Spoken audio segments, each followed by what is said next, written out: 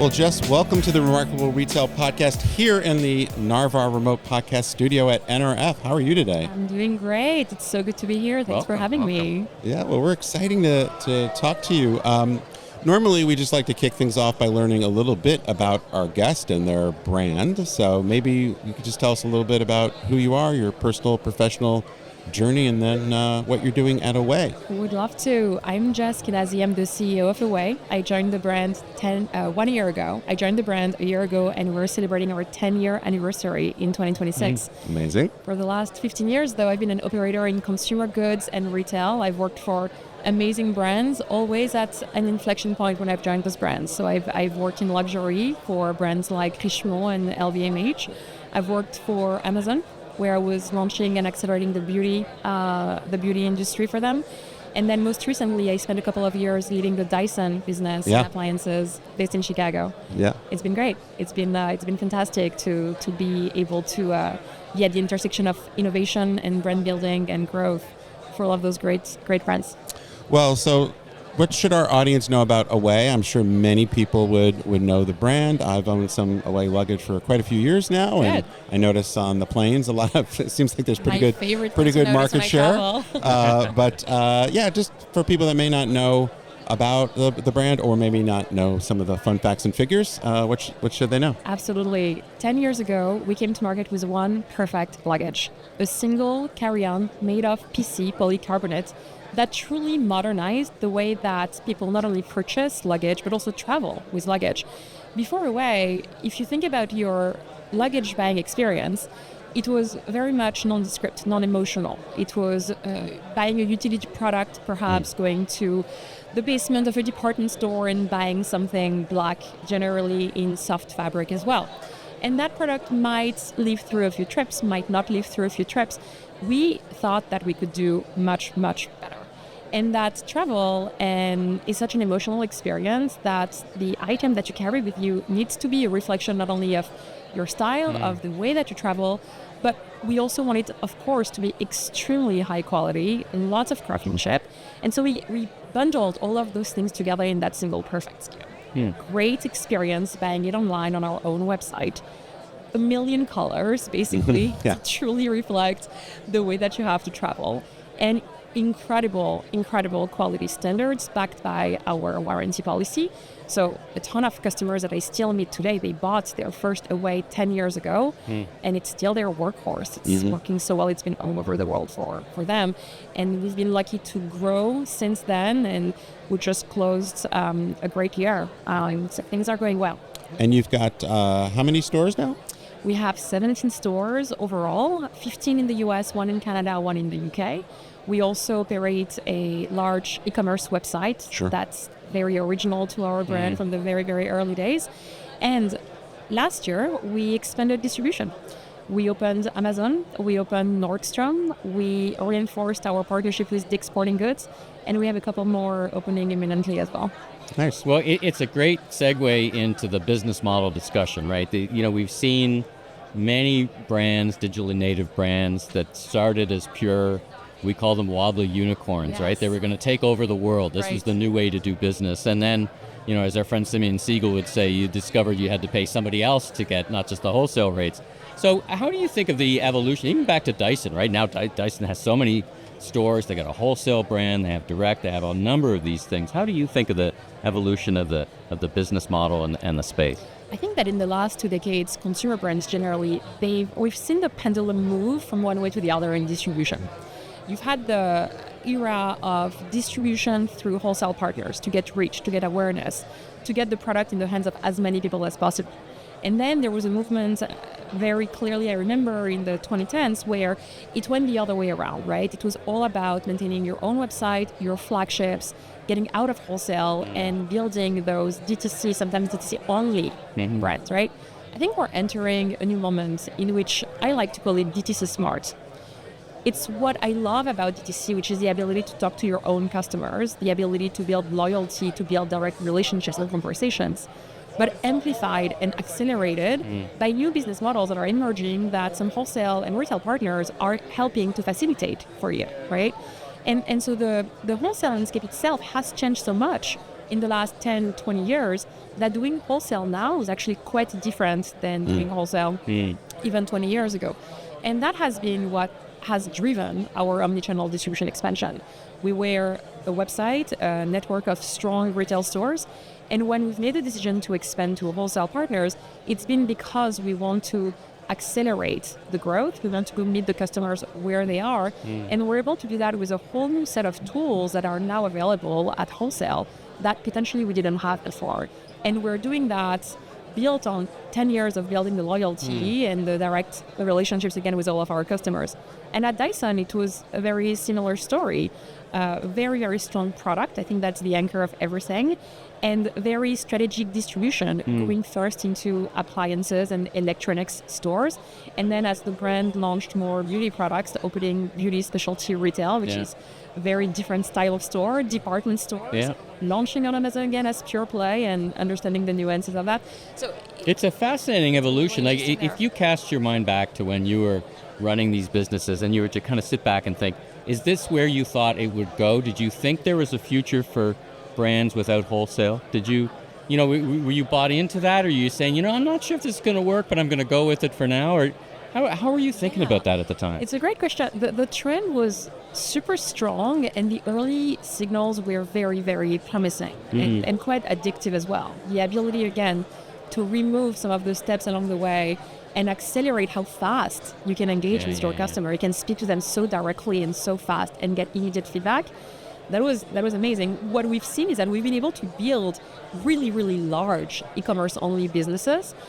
And then you start seeing that it's plateauing a little bit, and not for the sake of the customers is not excited by the proposition anymore, but simply because you need to go get the new customer where they are in other places. That's the thing I wanted to talk about and get back to away pretty quickly here, but just in general in terms of the evolution of the model, when I worked with some of the digitally native vertical brands early on, I remember one founder where I said, well, there's going to be a point at which, like right now you're getting all the raving fans, kind of, the 1,000 true fan folks that love you, fit your business model. Yes. They're on social media, you have low cost of customer acquisition.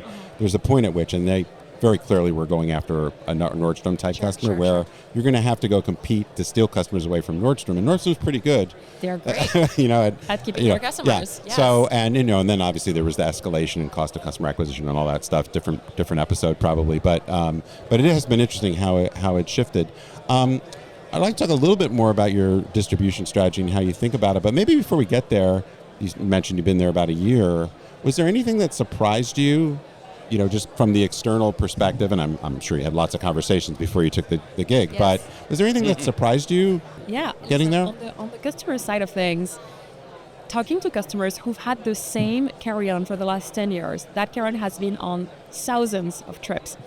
And you see the product, you see their luggage, and it carries the memories of all of those travels, and it's still such a good product 10 years later. That's amazing. Yeah. That is surprising in the best possible way. And it's incredible to me, jumping into this role, the emotional connection that the brand has been able to tie for to such a utilitarian product that it's very foundation, right? For luggage. And you tell someone, you right away, it is that love brand. It is the immediate reaction. I love my carry-on. I love my weekender. This for something that is pretty utilitarian, to your point. I think that's exceptional. I think it's gold. I think that not a lot of consumer brands can say that, and that's been amazing. I want to add a second layer of surprise, which is jumping into a role in consumer and retail in 2025 is not for the faint of heart. There has been so much last year that has happened that has forced all of myself, but my executive team as well, to truly show resilience, to truly show that you have to work both on strategy, operations, and culture at the same time to continue to thrive in this environment that is so highly competitive, where everyone is so much demanding of customers' attention all the time. That is a profound reminder of the work that we need to do and redo at the beginning of every single day. So I want to talk, we've obviously talked a little bit already about the wholesale versus direct, but I want to pick up on what you were what I think I understand you were saying about the brand, I often say, which I did not come up with, that people often buy the story before they buy the product. And so if the story is about this, my memories of great travel and all these kinds of things. So I wonder how you think about, obviously wholesale can get you a lot of reach, get you awareness in a way that maybe you can't, it's not smart to afford to do it through your own direct strategies. The storytelling opportunities might be different in a Nordstrom than they are on an Amazon. Yeah. And, what you're able to do, we were just talking off mic about your new North Park store, which is not far from me, which is fantastic. But, that really allows you not only to show the breadth of your product, but to create the environment. Tell the story. They're your sales associates and all that kind of stuff. So how do you make the trade-offs, I guess, between what you're trying to do with the brand longer term while, I don't want to say turning over the brand to another partner, but they're trade-offs, right?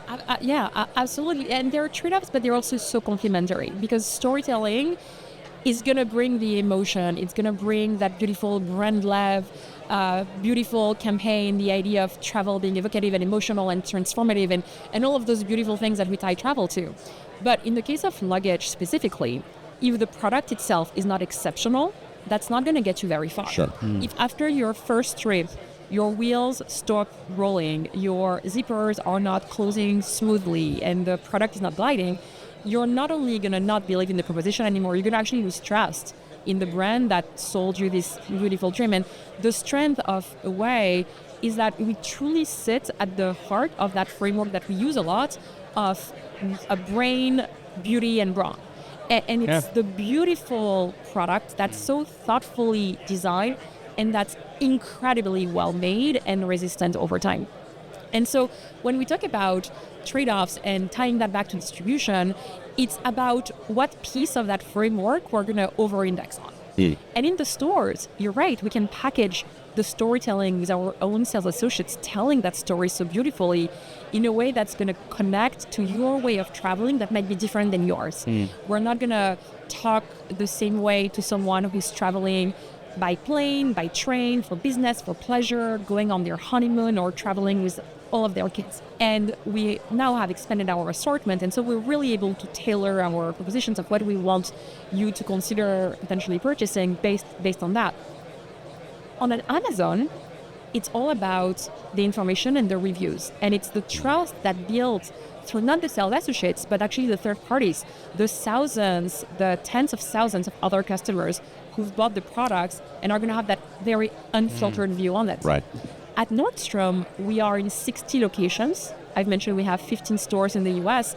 This is a unique opportunity for us to be in physical locations for customers to come to touch the product, to look at the different sizes, to see how beautifully it glides in cities where maybe we don't have a store yet. Sure. Right?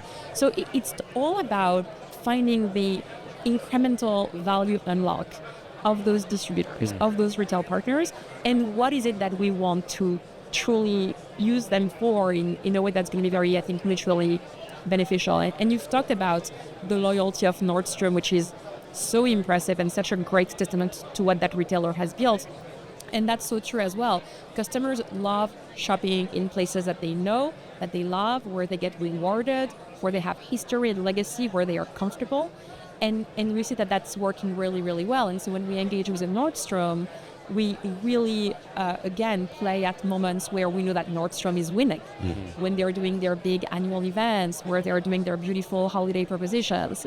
And so and that's what's fun, I think, today in retail when you have an omni distribution, is you get to play with all of those levers. Yeah. Is it storytelling? Is it assortment? Is it more holiday? And so on and so forth. It's a lot of levers to pull for your team. Yes. I want to talk about the other side of driving sales, the marketing piece. A very crowded category in one way. You got cheap and cheerful at one end all the way to luxe at the other end. What's changed? And a few companies that have very obviously knocked you off, I would say, right? You know, I'm flattered. If flattery is a compliment, you're getting a lot of compliments. Let's just put it that way. We were in a session this morning, and it's not unusual at this show. You can't spell retail without talking about AI. Sure. We're talking about, the things you're going to have to do now to get agency and authority.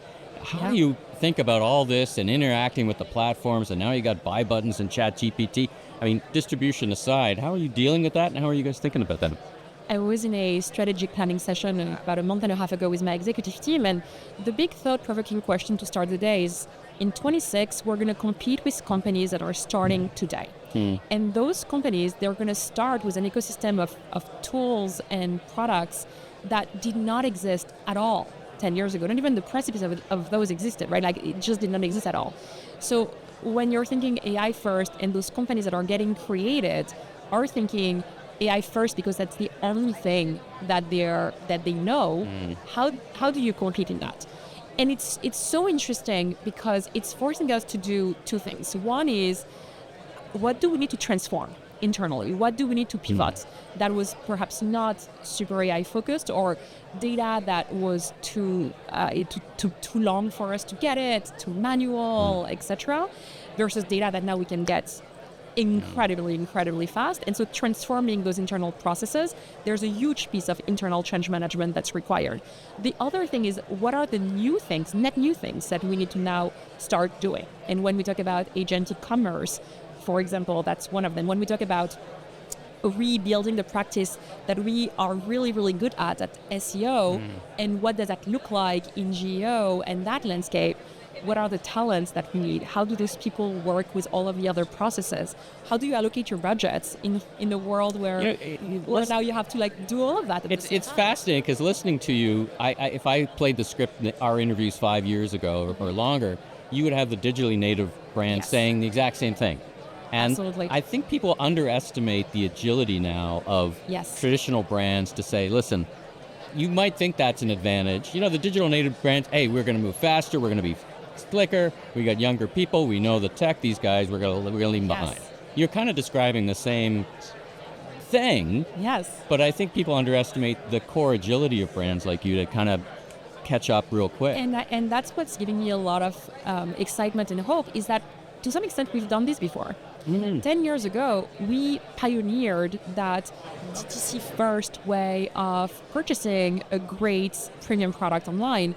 We were part of the original cohort of brand who started playing on social and that brand POV, and the early days even of social commerce within that. We were the early brands who got very strong understanding of customer acquisition on pure play channels. It's that same mindset again, applied to a new ecosystem that's now more AI driven.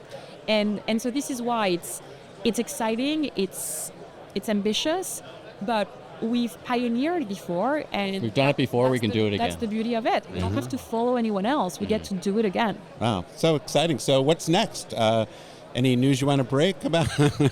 But no, I imagine some more stores, other things, product expansions perhaps? Yeah, like what should we be looking for across the next year or two? Was such an incredible anchor year for us in truly engaging in that omnichannel distribution. We've opened hundreds of new POS at this point, and that work is going to continue in 2026. More accounts, more doors in those accounts, going to meet the customers even more where they are, and where they are not only here in the US, but also deepening our international distribution. That's one part of it. The other part of it in 26, you're going to see from Away a lot of really exciting product innovation that's coming. Product innovation in the features and functionalities that we're bringing to market, the formats that we're bringing to market, with behind the understanding that, again, people travel differently than 10 years ago. And the airlines treat luggage differently when you bring it on board than they did. As well. And keeping track with what's happening there, it's a whole other thing as well. So product innovation remains our number one priority. That's how we came to market. That's what we want to still be known for, with always that huge piece around the quality of the product and our testing standards, etc. And then the third piece in 26 that you'll see from us is very much brand partnerships and continuing to work with tapping into the power of community and huge communities. We've announced a few really notable partnerships last year, including with the WNBA sponsoring the New York Liberties, partnerships with Sabrina Ionescu. We're going to continue that partnership with products coming this year made for that collaboration, and more brands, more excitement, more fun to continue bringing energy and buzz into the brand story.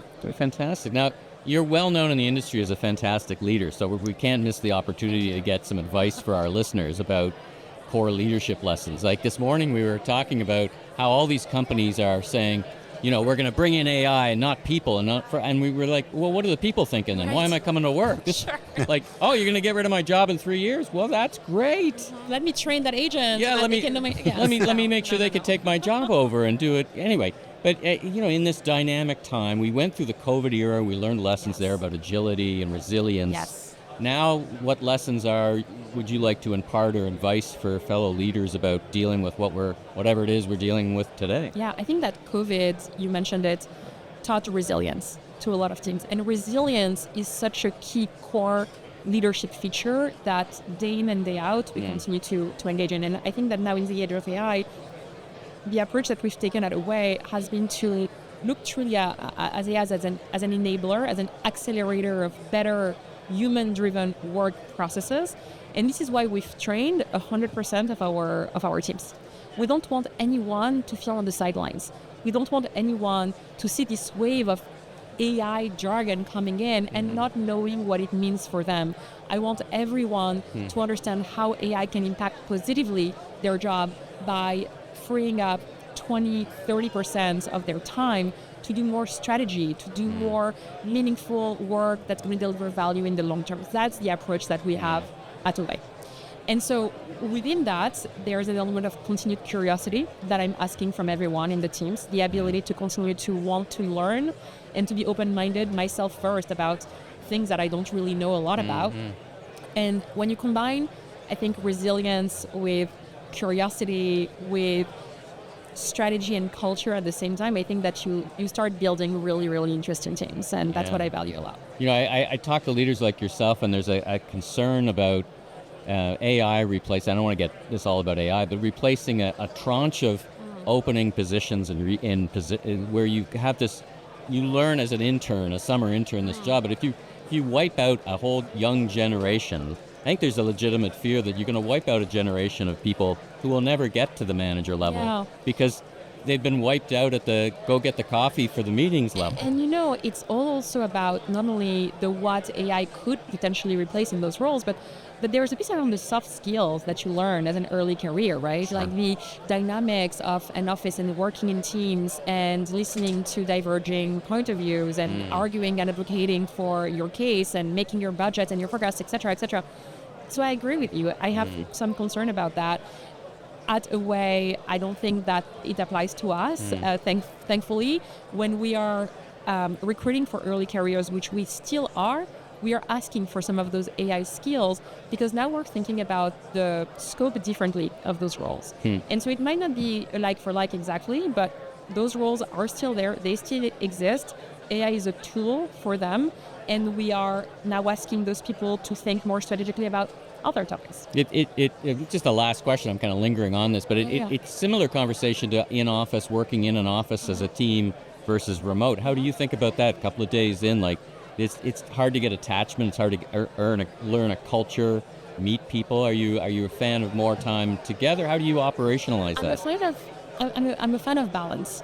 I'm a fan of being together to build connection, to build speed, and also recognizing and honoring the flexibility that we all got used to as well. That also works really, really well. And you're not, for hiring, you're not constrained by geography. You can hire the best person wherever they are. We want to hire the best person. We do ask people to be in New York as much as possible because we have physical products, and it's so important, in my opinion, to touch the products, to be there during the product development lifecycle, to look at the prototypes, to understand the claims and the value behind all of that. But in good fashion, as a travel company, everyone in our team encourage a little bit of travel. a lot. And for example, does everybody get a piece of luggage on their desk when they first arrive? Yes, they do. They do. They get their travel uniform that gets refreshed every couple of years. Fantastic. And you can spend the summer also traveling all over the world and working from all over the world. And so that's really special as a travel company. We have the moments that we build to be together and what we want out of those moments. And then we have the moments that we build to be more remote. And I expect postcards and pictures from people with their away luggage. Excellent. Well, listen, this has been such a treat. Thank you so much for listening having to me. your insights and your Thank wisdom, you. and thanks so much for joining Steve and I in the Narvar podcasting studio here at the Big Show. I hope you have a great rest of your show. It's great to be here. Thanks for having me again. Thanks again so much.